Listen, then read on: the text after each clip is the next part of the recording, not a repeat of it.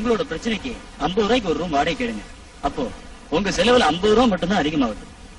நீங்க 2 பேரும் ராத்திரி சாப்பிட்டதுக்கு அப்புறம் அங்க போய் சந்தோஷமா தூங்கலாம். இன்னொரு விஷயம், சந்தோஷமா இருக்கிறீங்கன்னு நினைச்சு குழந்தை உடனே வேண்டாம்.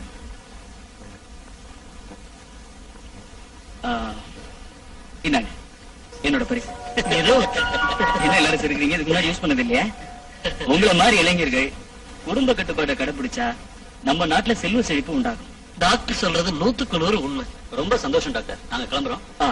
எந்த சமயத்துல என்ன வேணும்னாலும் என்ன நீங்க வந்து பாக்கலாம். Okay doctor. Okay doctor. Okay doctor.